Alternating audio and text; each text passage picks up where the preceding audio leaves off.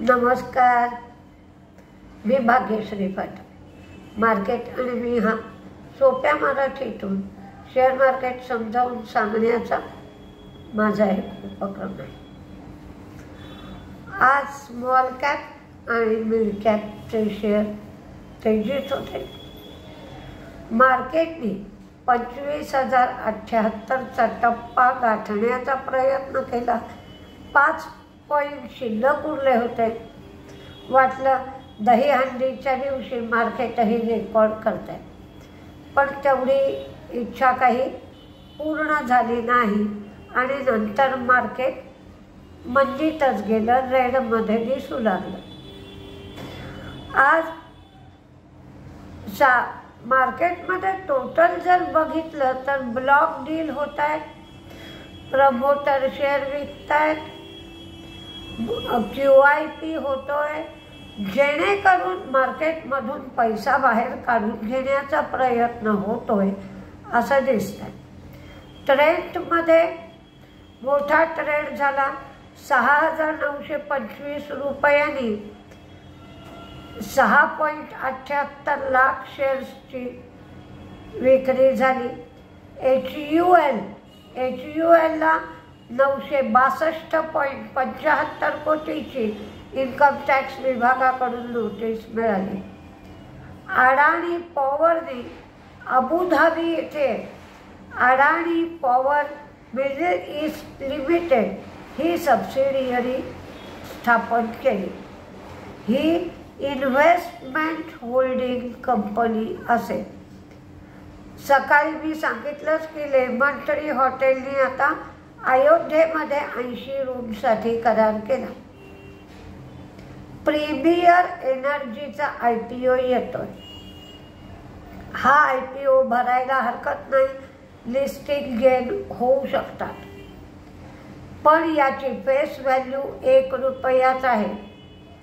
27 August ते 29 August म्हणजेच आजपासून सुरू झाला. 29 पर्यंत हा IPO आहे. मिनिमम लॉट 33 शेअर्स आहेत, तर प्राइस बँड 427 ते 450 असा आहे. हा IPO मोठा सुद्धा आहे. 2,830.40 कोटींचा हा IPO आहे. फ्रेश इश्यू 1,291.40 कोटीचा, तर OFS 1,539 कोटींचा आहे. एप्रिल 1995 स्थापन झालेली ही कंपनी आहे. ही integrated solar cells, panels, modules, EPC solutions आणि O&M सोल्युशन्स क्षेत्रात काम करते. तिचे 5 प्लांट हैदराबादमध्ये आहेत. कंपनीला 231.36 कोटी एवढा फायदा झाला होता. 3,171 कोटी एवढं उत्पन्न मिळालं होतं आणि 7.3% एवढं त्यांचं मार्जिन होतं. ते सोलर पॅनल्स, सेल्स, मॉड्यूल्स तयार करतात आणि या सगळ्यासाठी आता जे पैसे मिळतील ते वापरण्यात येतील असं कंपनीने सांगितलं. TCSने फिलिपाईन्समध्ये TCS स्पेस स्टुडिओ तयार केला. CDSLला 1.3 कोटी सेटलमेंटसाठी द्यायला सेबीने सांगितलं.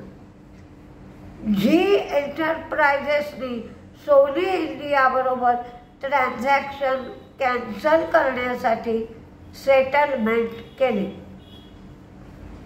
पॉली मेडिक्युअर ही QIP करणार आहे आणि भांडवली गुंतवणूक आणि ॲक्विजिशन करण्यासाठी ते QIP करतायत.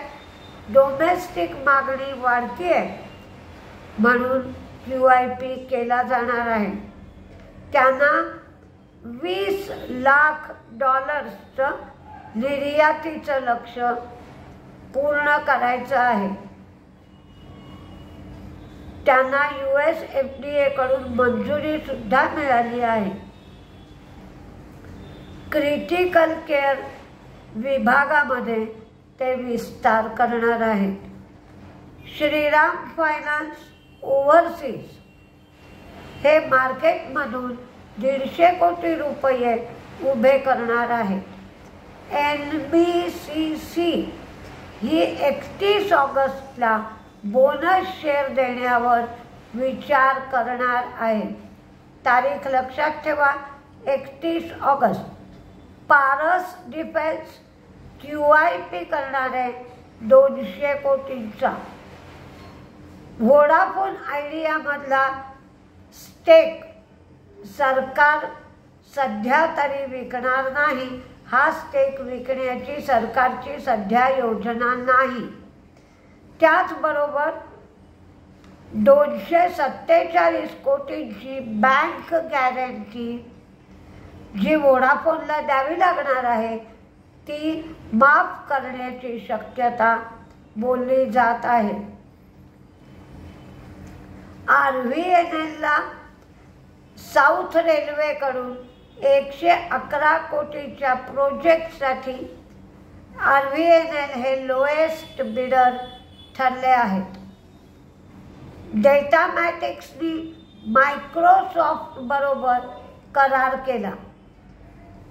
को-पायलटच्या माध्यमातून AI सोल्युशन पुरवण्यासाठी हा करार डेटामॅटिक्सने केला आहे. भारती एअरटेल ही त्यांच्या प्रीमियम युजर्सना Apple TV+ आणि Apple म्युझिक मिळावं म्हणून भारती एअरटेलने Apple बरोबर करार केला आहे.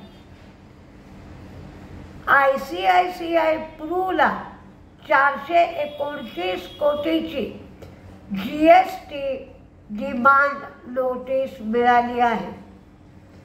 आयशर मोटर्सनी बैद्यनाथ LNG बरोबर 500 LNG ट्रकसाठी करार केला आहे. आज मार्केट जर रेकॉर्ड हायला बंद झालं असतं तर मजा आली असती. बऱ्याच वेळेला म्हणजे 15 पॉईंट राहिले, 10 पॉईंट राहिले असं चाललं आणि मग नंतर मार्केटने माघार घेतली आणि मार्केट रेडमध्ये गेलं.